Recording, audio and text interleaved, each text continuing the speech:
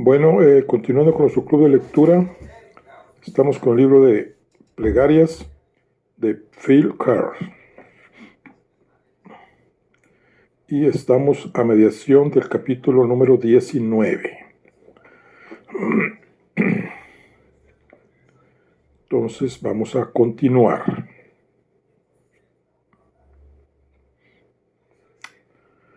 El café Red Onion estaba a medio camino entre el Leaf y la oficina del FBI, en la orilla este de la autopista Northwest.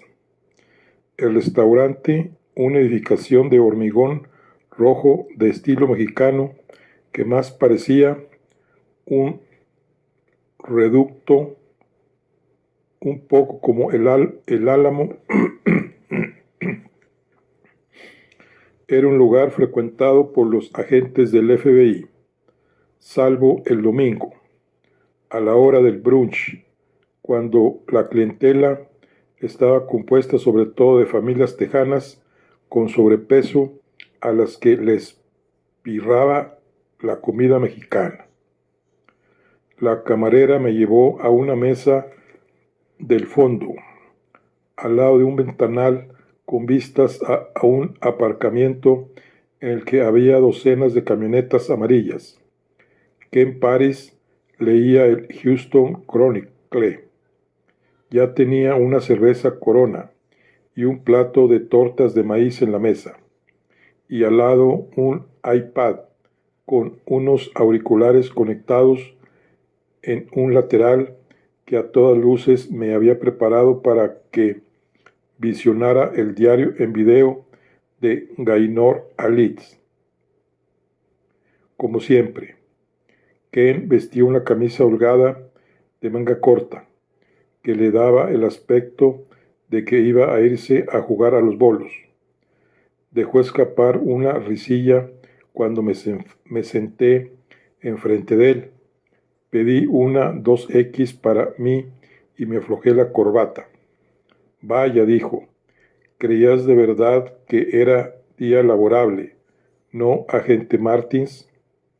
En la oficina del FBI en Federal Plaza decían que los terroristas siempre trabajaban los domingos y que nada es tan propio de las vacaciones como una bomba de mano casera en Times Square. Cómo les gustan las frases en plan galletita de la suerte a los de Federal Plaza. Entrelacé las manos con firmeza y las planté sobre la mesa con la esperanza de que el gesto me impidiera recolocar los cubiertos y los condimentos, o incluso coger el iPad de Ken. Alguien que me estuviera viendo casi habría pensado que rezaba. El diario está en la tableta. Iba a traerte unos lápices de colores, pero luego he cambiado de idea.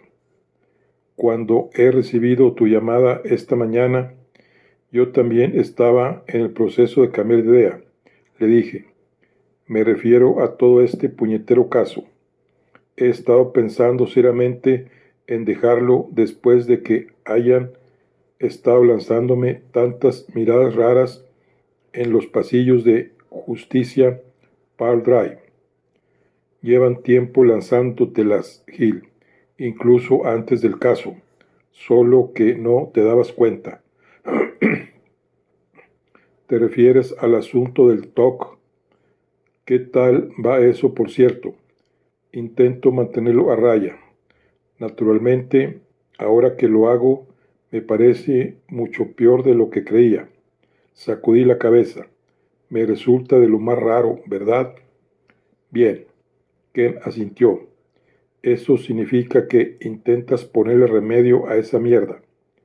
Será un cambio comer contigo sin ver cómo colocas en un montoncito bien ordenado los sobres de azúcar.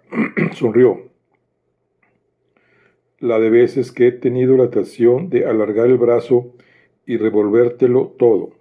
Aún así, Es posible que cambies de parecer sobre el caso cuando hayas visto el video. Me refiero a lo de darle carpetazo. Vamos a echar un vistazo a ver qué tenemos. Primero vamos a ocuparnos de lo más importante, ¿vale? Me muero de hambre. Llamó a la camarera con un gesto y pedimos la comida. Te he preparado una transcripción para ahorrarte la molestia de tomar notas. Y te he hecho una copia del video en un lápiz de memoria. Por cierto, te habré llamado antes con todo esto, pero Gainor Alitz no utilizaba una contraseña en texto normal, sino una con valor de control. Eso es cuando se aplica un algoritmo de cifrado unidireccional a la contraseña. Su contraseña tenía 8 caracteres y con el valor de control eso te da unos 8.000 millones de combinaciones. A nuestro software de tablas arcoíris le llevó un tiempo descifrarla, pero lo que es más importante, a alguien que no trabaje para el FBI o para la Agencia de Seguridad Nacional le hubiera llevado toda la eternidad, o incluso más. Bueno, ¿qué significa todo eso? El valor de control significa que estaba muy bien informada sobre seguridad informática y probablemente le preocupaba mucho que alguien le robara el portátil o se lo hackearan, motivo por el que tomó precauciones tan extraordinarias y rigurosas. Desde luego, algo la tenía muy asustada. Dije, te quedará un poquito más claro quién o qué era cuando veas el diario. ¿Hay algún rastro de correos que se autodestruyen? Pregunté. Ninguno. Según lo que hay en la memoria caché, dudo de que hubiera visitado siquiera una web de esa clase de servicios con su portátil. Negó con la cabeza. Además de grabar el diario en video, le gustaba filmarse desnuda y masturbándose.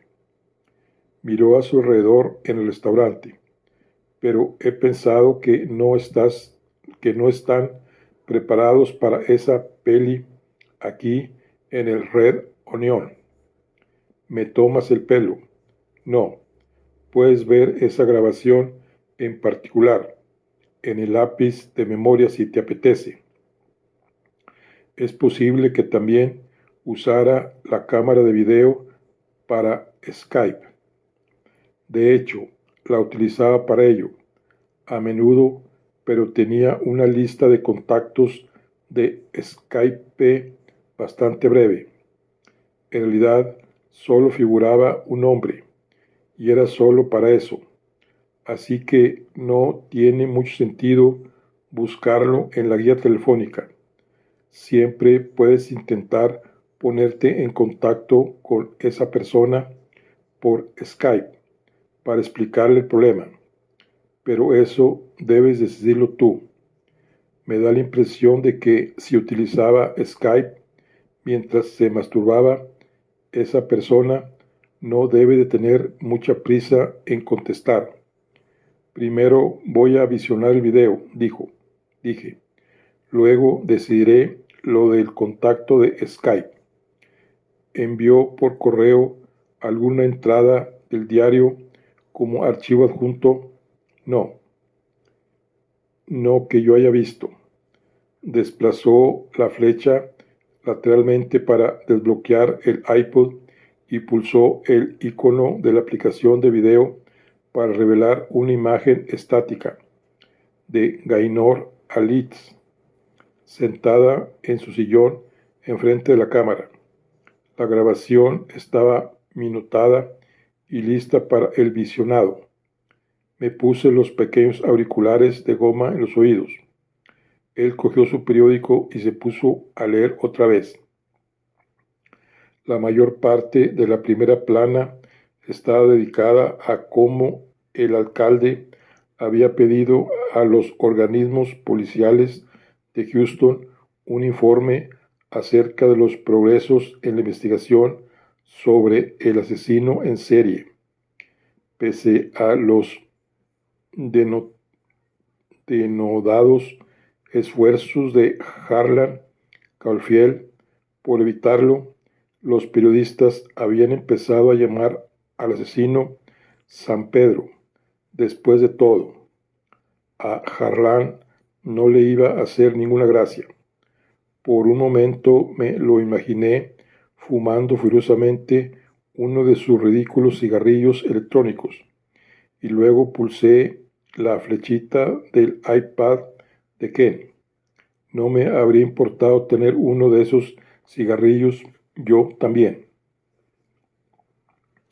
Había varias entradas a lo largo de una serie de días, todas ellas oportunamente fechadas en la pantalla, pero su aspecto siempre era el mismo, más o menos, lo que me llevó a pensar que su apariencia era deliberada y estaba calculada para impresionar a la persona para quien Gaynor Ali había estado grabando en video el diario, que si no era yo, tenía que ser casi con toda seguridad alguien como yo. Llevaba una flor roja detrás de la oreja. Es posible que fuera resultado del recuerdo casi indeleble que tenía de su cuerpo destrozado a los pies de la torre Heights, pero la flor parecía una herida, como si hubiera recibido un disparo en la sien y el surtidor de sangre resultante se hubiera coagulado en una espiral de estambres y pétalos rojos.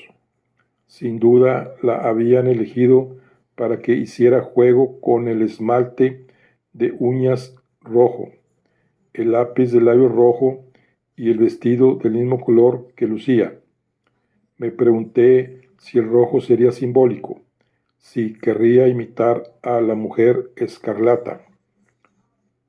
A los estrictos ojos de la Iglesia, Israel de los hombres buenos y las mujeres buenas, lo que tenía que decir Gaynor Ali sin duda le habría valido ese apodo, aunque no así su manera de vestir. También era posible que se hubiera vestido así cuando iba a misa. Yo tenía mis dudas, pero me parecía que estaba guapa. Se encontraba en su estudio con un pequeño micrófono de pinza en el pecho.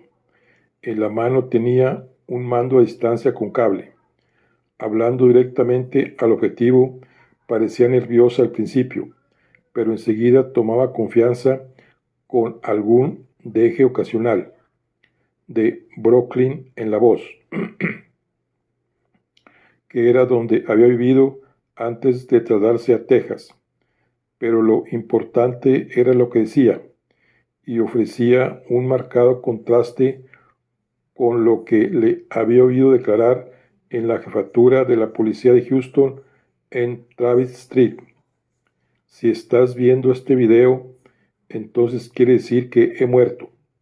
Y o bien, eres un feligrés de la iglesia, Israel de los hombres buenos y las mujeres buenas, que me ha robado el portátil, o bien eres un agente de la ley de Houston, seguramente preguntándote qué me ocurrió.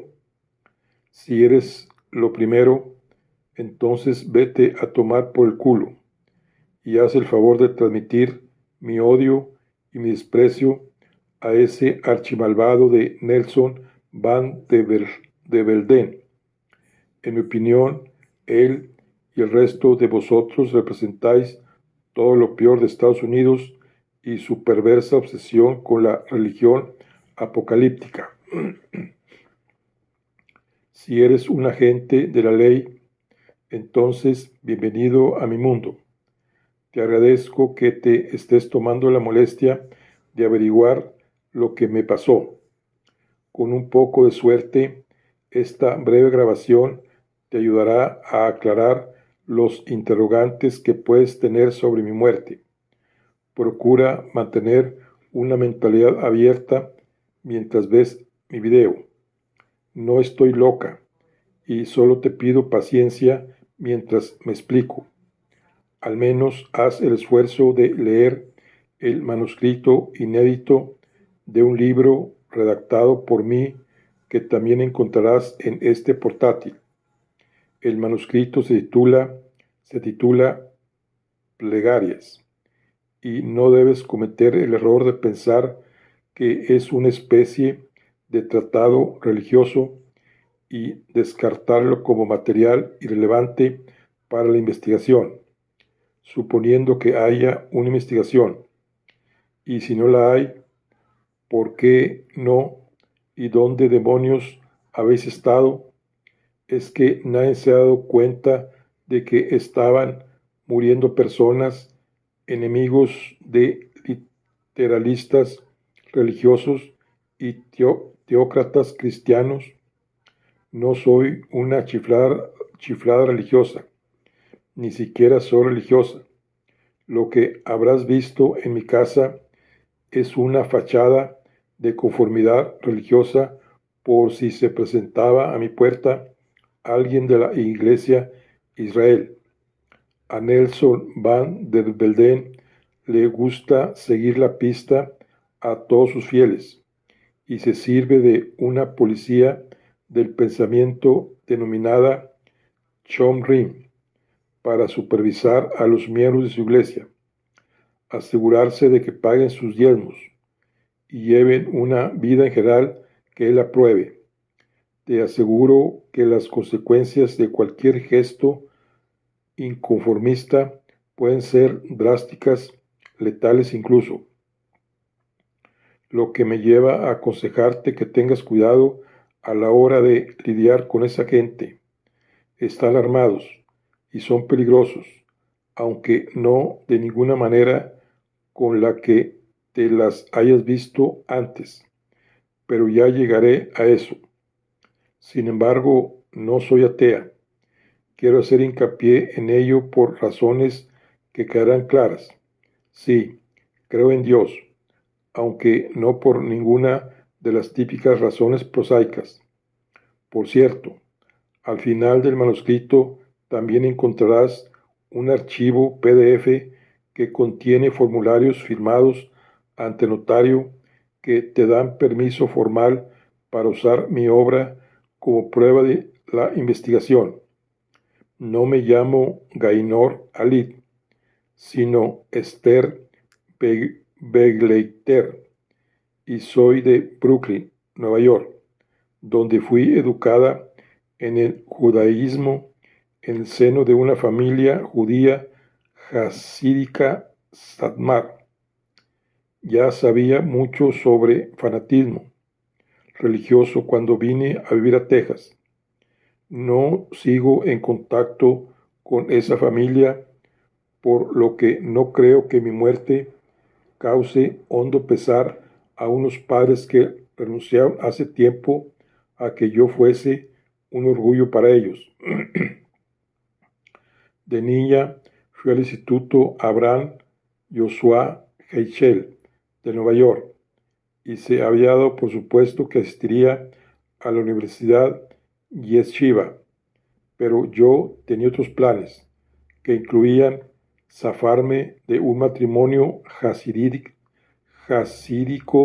concertado con mi primo segundo, porque me había dado cuenta de que era lesbiana.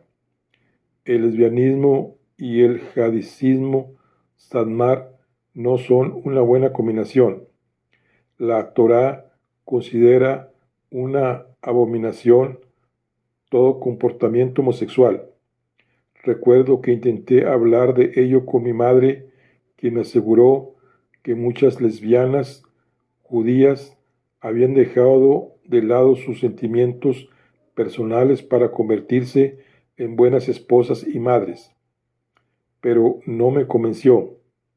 Así que en lugar de ir a Yeshiva, rompí los lazos con mi familia por completo y logré obtener una beca para estudiar psicología en la Universidad de Georgetown. Después de licenciarme, seguí ahí como investigadora. Es posible que tuviera que ver con mi pasado, pero me interesé especialmente en el efecto placebo de la religión, que es otra manera de decir que consideraba toda religión como una pastilla inerme e ineficaz desde el punto de vista médico que tenía como fin engañar a quien la tomara. En tanto que psicóloga, me interesaba en especial cómo la oración parece, en efecto, cambiar 4 áreas concretas del cerebro humano: el lóbulo frontal, el cíngulo anterior, el lóbulo parietal y el sistema límbico. También me intrigaba investigar las teorías de que rezar todos los días durante un tiempo determinado podía prevenir la pérdida de memoria, el deterioro mental e incluso la demencia o el Alzheimer. Debo añadir, no obstante, que detrás de eso no había deseo alguno de demostrarme que Dios existía. De hecho, para entonces estaba más o menos convencida de lo contrario. Después de presentar mi tesis, decidí escribir un libro sobre el movimiento nacionalista cristiano en Estados Unidos. Con ese fin, pensé que podía ser buena idea pasar a la clandestinidad y, de ser posible, entrar a formar parte de una iglesia nacionalista, cristiana, fundamentalista. Texas parecía la opción más lógica. En el transcurso de mi investigación sobre los efectos neurológicos de la oración, había oído hablar de una hermética secta tejana, con sede cerca de Houston, que creía en una teocracia cristiana absoluta, en convertir el Levítico en ley, y que estaba a favor de la ejecución de homosexuales, adúlteros, abortistas y ateos, que no solo creían en esas cosas, sino que rezaban con todas sus fuerzas para provocarlas. Resultó que la Iglesia Israel de los hombres buenos y las mujeres buenas es bastante más que una secta, con casi 10,000 fieles, y las plegarias que rezan van radicalmente más allá de lo que la mayoría de la gente entiende por la idea de orar. Así pues, hace un par de años dejé mi domicilio en Washington, cambié de nombre, busqué trabajo en Houston como periodista judicial. Supuse que si trabajaba en algo relacionado con la psicología, podía encontrarme con alguien conocido y mi nueva identidad se iría al cuerno. Y decidí entrar a formar parte de la Iglesia Israel, solo que me llevó tiempo ser aceptada, primero como feligresa, de base de la Iglesia, que es lo que son quienes solo asisten a los servicios dominicales, y después como miembro de un grupo de oración secreto denominado Cabanot, que tiene algo en común con la Cábala y que atribuye un sentido más elevado a los propósitos de la oración, nada menos que la tentativa de influir en el tejido mismo de la propia realidad. Para ser admitido en el Cabanot, hace falta primero ser feligrés de la Iglesia durante un año. En segundo lugar, hay que aprobar un test de coeficiente intelectual con una puntuación de 132 o más, lo que supuestamente denota una inteligencia superior, y hace de ti una autoridad para la oración. Y en tercer lugar, te entrevista Nelson Van der Walden en persona. Él decide si tienes el adecuado bagaje intelectual, espiritual y moral para formar parte del Cabanot. Después de cumplir los 3 requisitos, ingresé en el Cabanot hace 18 meses. En la actualidad hay aproximadamente 500 hombres y mujeres en el Cabanot, y Van der Velden aspira a hacerlo más grande y por lo tanto más poderoso. Y me temo que aquí el asunto se vuelve más fantástico. Apenas podía creerlo yo misma cuando descubrí el auténtico carácter de las plegarias que se dedican a Dios en el Cabanot. Pero haz el favor de tener presente que no me estoy inventando nada de esto.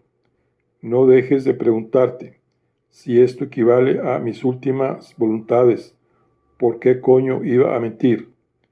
Pero antes permíteme que te hable un poco de Nelson Van der Velden. Lo primero de todo, es el hijo de Robert Van der Velden, que dirigía la pirámide de la oración del poder en Dallas. En un principio, Nelson era el sucesor designado de Roberts en la POP, solo que por lo visto hubo algún desacuerdo, cuyos motivos se mantienen ahora en secreto. Hay quien ha especulado que Nelson quería convertir la pirámide de la oración del poder en algo más que un nombre de marca, que quería transformarla en una realidad espiritual. Y está claro que la POP fue la inspiración de la que salió el Cabanot. Pero otras personas que conozco han insinuado que era todo un asunto de dinero y que Nelson se negó a adelantarle a su padre la pasta necesaria para eludir a sus acreedores. Porque no nos engañemos, Nelson es un hombre rico. Todos y cada uno de sus seguidores, yo incluida, estamos obligados a donar una 10ª parte de nuestros ingresos anuales a la Iglesia, Israel, y con una parroquia de 10,000 personas, cabe imaginar lo rápido que va aumentando su fortuna. Una vez calculé que debía de tener unos ingresos anuales de entre 20 millones y 30 millones de dólares. ¿Por qué le dan dinero tan generosamente sus seguidores? Porque Nelson reza por ellos. Si te parece un maltrato, créeme, no lo es. Nelson Van der Velden tiene un intelecto formidable. De niño fue a la Academia Milton de Massachusetts y luego a la Escuela de Divinidades de Harvard, después de lo cual se doctoró en teología por Berkeley, lo que le permitió estudiar en Israel durante un año. Ahí coincidió y estudió con varios rabinos de renombre, incluido el rabino Ishak Kaduri y el más místico y solitario rabino Simón Dayan, que enseña a sus seguidores la manera de canalizar la intención detrás de una oración, de especificar el sendero por el que asciende una plegaria en un diálogo con Dios, a fin de incrementar las posibilidades de que sea atendida favorablemente. En este sentido, todas y cada una de las palabras de una plegaria, de hecho todas y cada una de las letras de cada palabra de toda plegaria, tiene un significado preciso y un efecto mensurable.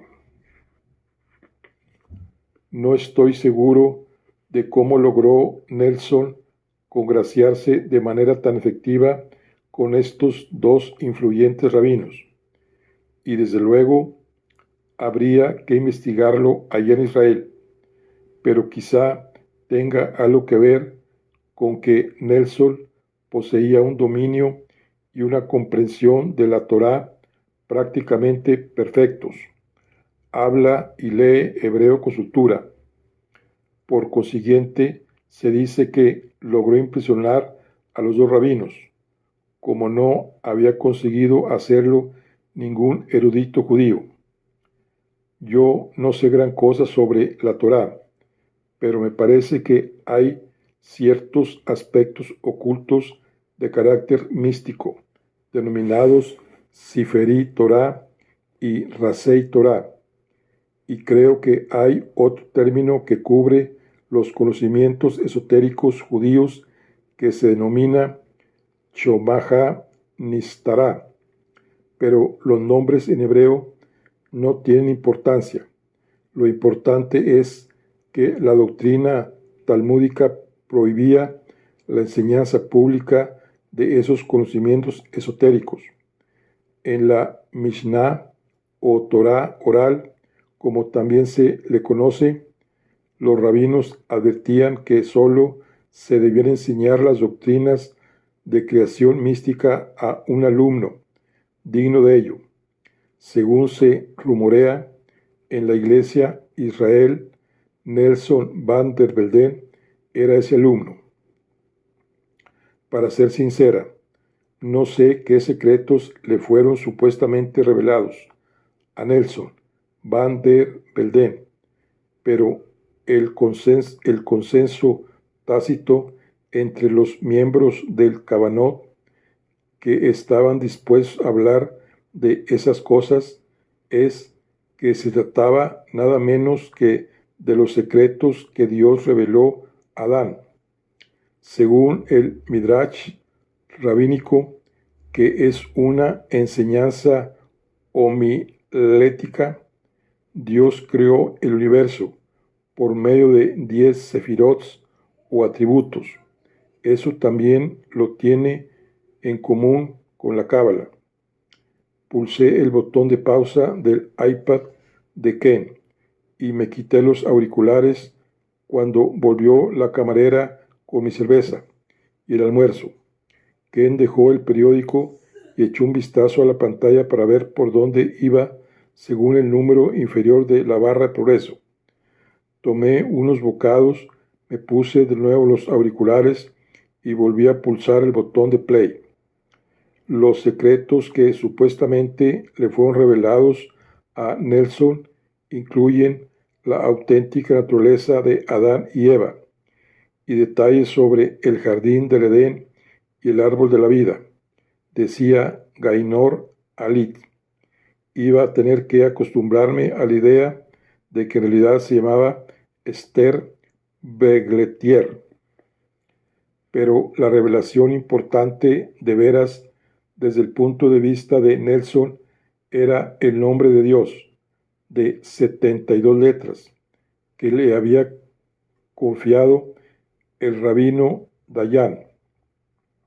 Esta palabra era la misma palabra que Moisés pronunciara para dar órdenes a los ángeles, para transformar ríos en sangre, para separar las aguas del Mar Rojo y destruir el ejército egipcio, para matar a todo el ganado de Egipto y acabar con todos los primogénitos egipcios.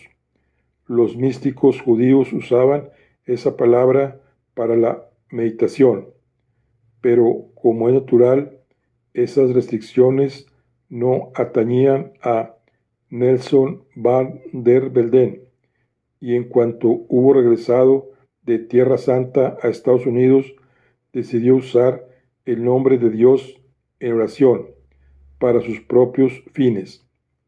Dicho todo esto, mantiene ese nombre como un secreto que solo él conoce. Yo no lo he oído nunca pronunciar el nombre, porque lo hace en una pequeña cabina especial que está en el centro del cabanot, un poco como el armario de oración que tengo aquí en mi casa. También me referiré a eso dentro de poco. Sea como sea, esa clase de rezo hebraico esotérico o oración potenciada, así la llama Nelson, no funcionaba en absoluto, y hubo que advertir a Nelson, quizá tuvo que hacerlo su propio padre, que no era Moisés. A fuerza de seguir estudiando la Cábala, Nelson llegó al convencimiento de que lo que necesitaba era su propia pirámide de la oración del poder para insuflar energía psíquica, según sus palabras, no las mías, a sus propias plegarias. De ahí que fundara la Iglesia Israel y el Cabanot. Cuando me integré en el grupo, estaba sobre todo dedicado a su propio beneficio y bienestar. Van der Velden nos dirigía a todos en sesiones de oraciones potenciadas para incrementar la riqueza o la salud del grupo. Nada de ello tenía sentido para mí, y eso que era judía. Me refiero a que había oído hablar de la Cábala y los Sefirot, pero nunca había oído nada acerca del nombre de Dios de 72 letras y el poder mosaico de la oración. Naturalmente, quizá fuera porque era mujer y esa clase de conocimiento nunca le sería confiados a una mujer judía, pero eso es otra historia. Al principio era del todo escéptica. A decir verdad, creía que estaban como cabras, pero luego ocurrió una cosa extraña que me alucinó. De hecho, ocurrieron varias cosas extrañas, pero la primera fue que uno de los miembros del Cabanot, que padecía un cáncer inoperable, mejoró, después que todos rezamos por él. Luego otro ganó la lotería del estado de Texas, después de que todos rezamos para que su negocio se recuperase. Como es natural, yo ya me disponía a analizarlo en los términos científicos a los que estaba acostumbrada, en tanto que neuróloga, a desestimarlo todo como un placebo religioso, salvo por una cosa, y suena ridículo, lo sé, pero era innegable que cuando rezábamos a Dios como parte del Cabanot, se percibía entre nosotros una intensa sensación de poder. Era asombroso de veras e inexplicable. Transcurrido el tiempo, parecía que les ocurrían muchas cosas buenas a las personas que formaban parte del Cabanot, incluida yo. El caso es que me enamoré de alguien. Era una mujer, claro, así que teníamos que andarnos con cuidado porque, como la mayoría de los teócratas cristianos, Nelson ve con muy malos ojos la homosexualidad. La mujer se llamaba Agnes. Llevaba más tiempo que yo formando parte del Cabanot, y fue ella la que me hizo cambiar de opinión sobre muchas cosas. En buena medida fue ella la que me convenció de que me había equivocado con la Iglesia Israel, porque nunca había estado enamorada de una mujer que me correspondiese. Así pues, dejé de lado mis intenciones de escribir un libro sobre nacionalismo cristiano y me zambullí en mi amor por Agnes. Y en consecuencia, pues, ¿acaso no nos habían juntado él? Por Dios y la Iglesia Israel, pasé a ser como el resto de ellos. Pero entonces Nelson empezó a volverse más ambicioso en las cosas por las que nos decía que teníamos que rezar y que nuestra manera de rezar, En primer lugar, nos enseñaron a rezar por turnos, las 24 horas del día, en la iglesia y en casa. Y algunos nos dijeron que habilitáramos un armario de oración para poder rezar sin interferencias. A veces rezábamos a solas durante horas seguidas, pero en ocasiones se nos permitía tener un compañero de oración. Naturalmente escogí a Agnes, y por momentos cuando estábamos en mi armario de oración o en el suyo, nuestras plegarias acababan con una en los brazos de la otra. Fueron tiempos felices para Agnes y para mí. Estábamos convencidos de que Dios no puede estar en contra del gran amor que nos profesábamos, pero estábamos mucho menos a gusto con lo que ahora teníamos que pedir en nuestras oraciones. Nelson había tenido la visión, según nos dijo, de que debíamos traer el reino de Dios a este mundo. El juicio final lo denominaba la Biblia, que debíamos iniciar la destrucción de los perversos a fin de preparar el camino para el advenimiento del Señor. Al volver la vista atrás, me parece que la idea de utilizar la oración como arma letal siempre estuvo entre los objetivos de Nelson. Resulta que el nombre de la iglesia no tiene nada que ver con el Estado o los hijos de Israel, como cabría suponer. Nada de eso. Israel o Azrael, el nombre significa el que ayuda a Dios. Es asimismo el nombre del arcángel de la muerte, no solo en la tradición bíblica, sino también en la teología islámica y el sajismo. Según Nelson, Israel es nada menos que un ángel caído que, a pesar de ser un demonio, pues esa es la naturaleza de un ángel caído, venera a Dios y está subordinado a su voluntad, y siempre ha hecho el trabajo sucio de Dios, desde matar a los primogénitos de Egipto o aniquilar a los niños tan bobos como para reírse del profeta Eliseo por ser calvo, a acabar con los que tuvieron la mala fortuna de haber visto siquiera de pasada el arca de la alianza. Parece una locura, lo sé, y no me tomé nada de esto en serio hasta que hubo una primera víctima de la oración. Así las denomina Nelson, hasta que el doctor Clifford Richards murió de repente. Era uno de los obstetras más respetados del país y dirigía una clínica abortista privada llamada Clínica Silpium en la ciudad de Washington. Es posible que no fuera más que una simple coincidencia, pero cuando nuestra siguiente víctima de la oración, Peter Eggman, también murió de pronto en su casa de Nueva York, sé que Agnes y yo empezamos a tener miedo, no solo de Nelson Van der Velden, sino del mismísimo Dios, porque parecía que habíamos desencadenado un poder terrible que no tenía nada que ver con el cristianismo que habíamos adoptado, o, para ser más exactos, que había adoptado Agnes. Ese mismo miedo y lo que habíamos leído en el Levítico convenció a Agnes de que nos habíamos engañado al pensar que Dios podía ver con buenos ojos nuestro amor. Cuanto más estudiábamos la Sagrada Escritura, más clara era su impresión de que estábamos condenadas.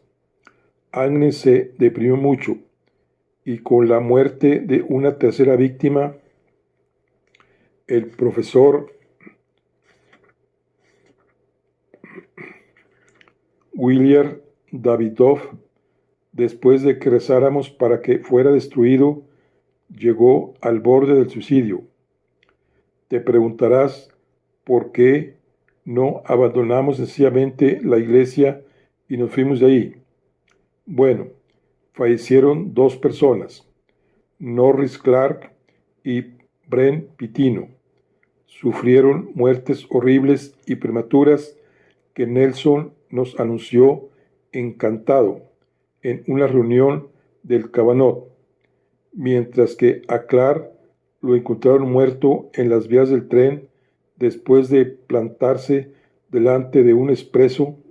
Pitino murió tras caerse de una lancha motora y ser hecho trizas por las hélices.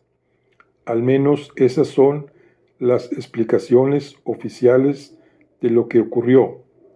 Si sigues ahí, señor agente de la ley, igual quieres echar un vistazo a estas dos muertes. Según se dice, no quedó mucho de ninguno de los dos que meter en un ataúd, lo que sin duda encaja con lo que Nelson nos ha contado sobre Azrael. Si no te mata de miedo, te hace pedazos, igual que a esos niños en el libro de los reyes.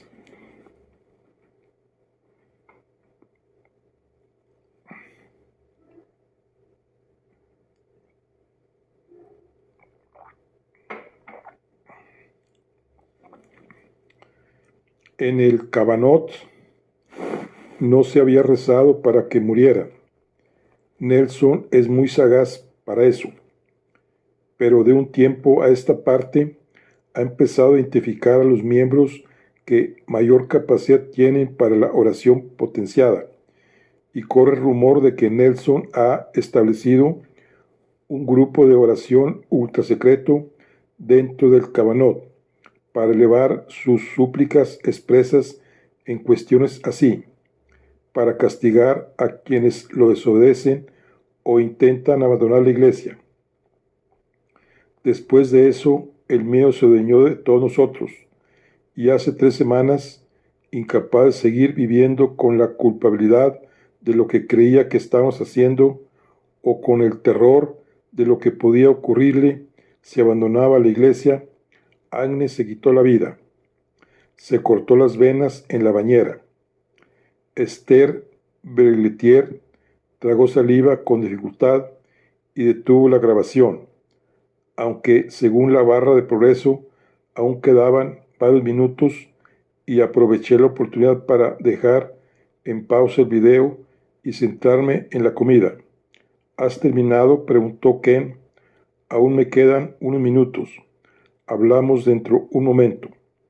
Pulsé la flecha de play otra vez. La imagen cambió por medio de un corte que no parecía muy profesional, y cuando Esther volvió a aparecer, el registro de la esquina de la pantalla indicaba que había transcurrido todo un día. Lo siento, dijo. Era casi como si me hablara directamente a mí, y no me habría sorprendido que me hubiese llamado por mi nombre. Pero fue la muerte de mi amiga y amante, Agnes Reilly, lo que me impulsó a retomar mi libro, Plegarias, y grabar este video. Una vez más, si quieres constatar mi historia, hazlo por favor. Verás que prácticamente todo lo que he dicho se puede verificar. Eso quizás incluya a nuestra última víctima de la oración. En estos momentos el Cabanot reza para pedir la muerte de Phillips Osborne. Comprueba la hora y la fecha de esta grabación, y tal vez para cuando la veas él también haya muerto. Pero supongo que estas cosas pueden falsearse, ¿no? Así que, para ofrecer más pruebas en este sentido, Esther mostró un ejemplar del Houston Chronicle. Para verificar la fecha de hoy, aquí tengo un ejemplar del periódico de esta mañana, y a continuación sacó un pequeño transistor y lo encendió. Y este es el programa matinal de la emisora 950 en la radio. Hizo una pausa, pero ahora van a dar el boletín informativo, así que eso también lo puedes comprobar. Recuerda lo que se dice en esta grabación. Te estoy diciendo que Philip Osborne, que aún está vivo, bien podría haber muerto para cuando veas esta grabación. Se interrumpió cuando daban la fecha y la hora en el boletín informativo de la radio. Pero eso también podría haberlo falseado, ¿verdad? Sí, seguro que se podría hacer, por lo que igual necesito algo más para demostrar que lo que digo es verdad. ¿Vale? Me parece que lo tengo. La respuesta está a pocas manzanas de aquí, creo, y puesto que es lunes, esta vez la imagen pasaba por un corte más profesional, a un plano exterior que se abría desde un marcado gigantesco. Esther Begletier entraba en el Minute Maid Park, en un partido de béisbol entre los Astros de Houston y los Reds de Cincinnati, y después de enfocar la hora y el resultado giró la cámara sobre sí misma. No había muchos espectadores, lo que tampoco era raro en los partidos de los Astros. Al parecer, estaba sentada en las gradas inferiores, justo detrás de la caja de bateo. Ahí lo tienes, decía. Esto debería ser bastante sencillo de comprobar. Igual ahora crees lo que estoy diciendo. Mira, espero estar equivocada. Deseo de todo corazón que no ocurra. Pero ahora mismo, el 25 de julio, te aseguro que la Iglesia Israel de los hombres buenos y las mujeres buenas están rezando para que Philip Osborne muera. Así que, si ese pobre desgraciado pierde la vida, tendrás que creerme, ¿verdad? Con otro corte de grabación, regresaba al estudio de Esther en su casa de Greg Street. Ya sé que esto parece una absoluta chaladura. Yo soy la primera en darme cuenta. Después de todo, tengo formación científica. A pesar de eso, seguramente creas que donde mejor estaría es en un manicomio y no te lo reprocho. Pero si eres policía, déjame explicártelo todo esto de una manera que sea comprensible, incluso para un poli. Tienes el dato número 1. 3 enemigos de la derecha cristiana, el doctor Clifford Richardson, Peter Eggman y el profesor Williams Davidoff, han fallecido súbitamente. Igual ya has descartado esas 3 muertes como una desafortunada coincidencia y nada más, pero te aseguro que Nelson Van der Velde y los miembros de la Iglesia Israel, incluida yo, rezamos para que esas muertes se produjeran. Tienes el dato número 2. 2 miembros de la Iglesia Israel, Norris Clark y Brent Pitino, han sufrido muertes violentas por accidente. Tienes el dato número 3. Otro miembro de la Iglesia Israel, Agnes Raleigh, se suicidó porque se sentía culpable por lo ocurrido, culpable y aterrada de que le pasara a ella algo parecido. Tienes el dato número 4. Ahora mismo hay miembros de la Iglesia Israel rezando para que muera Philip Osborne. Tienes el dato número 5. El manuscrito de mi libro inédito, Plegarias, haz el favor de leerlo. El libro contiene muchos más detalles acerca de lo que he explicado en esta grabación. Y, en último lugar, tienes el dato número 6. Soy yo. Como explicaba al principio de este video, si lo estás viendo, significa que debo de estar muerta. Y si es así, puedes apostar a que no fue por causas naturales. Ya ves que he hecho esta grabación porque tengo miedo de que me ocurra algo, tal como le sucedió a Clark y a Pitino. La policía del pensamiento de la Iglesia Israel sabe que Agnes y yo éramos íntimas. Ya me han interrogado sobre su muerte, como si sospecharan que tengo las mismas opiniones que ella. y que también me siento terriblemente culpable, hecho que es cierto. No puedes imaginar lo mal que me sabe todo esto, y como es natural, echo desesperadamente de menos a Agnes, tanto que no estoy segura de poder seguir adelante sin ella. No creo ser una víctima de la oración, aún no, por lo menos, me habría dado cuenta de eso, no me cabe la menor duda, pero es lo que más miedo me da. Por lo que me contó Agnes, solo sé una pequeña parte de lo que ocurre cuando eres una víctima de la oración, y ella estaba completamente aterrada de lo que sucediera.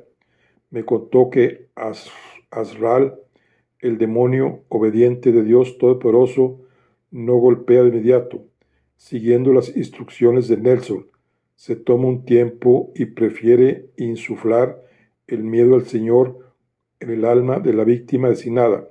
A veces Nelson toma parte en ese proceso a través de un complicado servicio proveedor de Internet de algún lugar recóndito. Me parece que está en China. Envía a sus víctimas un correo para informarles de que el ángel del Señor los ha señalado para morir. Después es solo cuestión de tiempo, pero nunca más de 30 días. No sé a ciencia cierta por qué, pero así es. Richardson, Eggman y Davidov estaban muertos en el plazo de un mes desde que fueron nominados. Ah, si eso no le he explicado, ¿verdad? El Kavanaugh nomina a alguien para morir y luego se hace una votación. He confeccionado una lista de todos los que han sido nominados hasta el momento, cosa que no debía hacer. Todo el asunto de las víctimas de la oración se maneja como una cuestión de alto secreto en la Iglesia Israel. E incluso hay gente que acude a los oficios todas las semanas que no tienen idea de esta actividad. Sea como sea, encontrarás una lista en mi Biblia, dentro del armario de oración. No sigue ningún orden concreto, aunque los primeros 4 nombres son todos víctimas de la oración.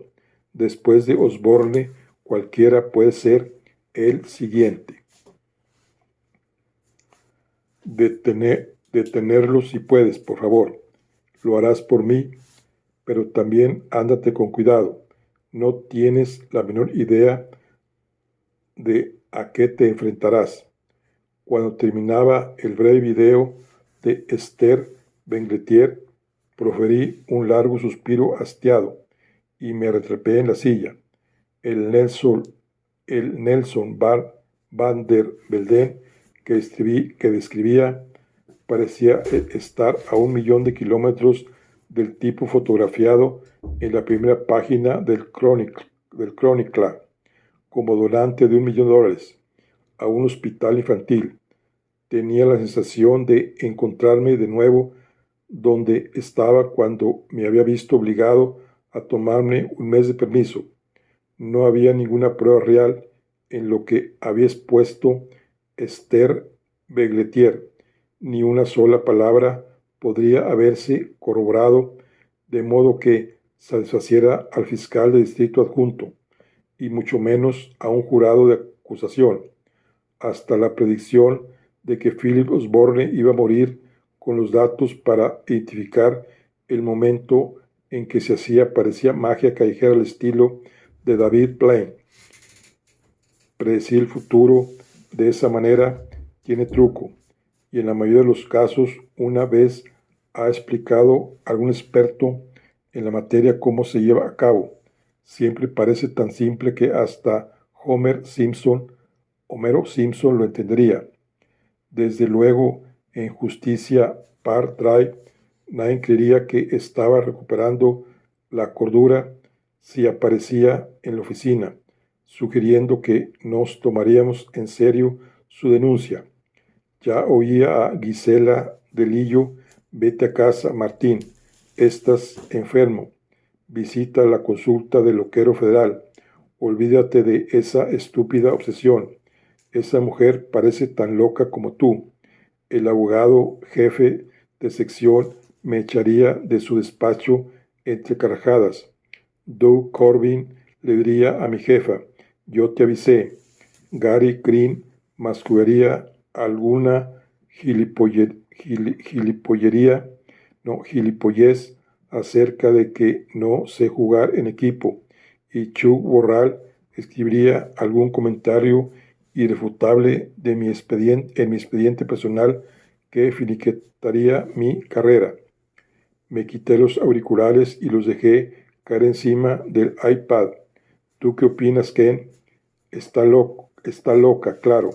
Tiene que estarlo. Rezar no es como acertar una combinación de 6 números en la lotería. La última vez que recé y esperé que diera resultado fue en 1978, cuando mi padre estaba enfermo en el hospital. Recé con todas mis fuerzas para que se recuperase la salud. No se curó. Se dejó de hombros. Tampoco me ha tocado la lotería. Vacié el cuenco de bolsitas de azúcar sobre mi mano y empecé a hacer un solitario con ellas. Ahí no encontrarás la respuesta, dijo Ken. Lo que quiero es establecer un orden respecto de cómo están las cosas, contesté, y empiezo a darme cuenta de que esta costumbre mía es una metáfora de lo que hace todo detective. Así pues, ¿qué coño? Igual cuando haya descubierto lo que está ocurriendo aquí, dejaré de hacerlo, durante una temporada al menos. Lo que tú digas. Me rasqué la cabeza como si creyera que eso iba a incitar a mi cerebro a dilucidar alguna estrategia de actuación. No fue así, pero lo que sí se me ocurrió fue que podía incitar a Nelson Van der Velden. Después de todo, era domingo. Bueno, aquí concluimos la charla del día de hoy. Estamos en el Club de Lectura. Nos vemos en la siguiente. Hasta luego.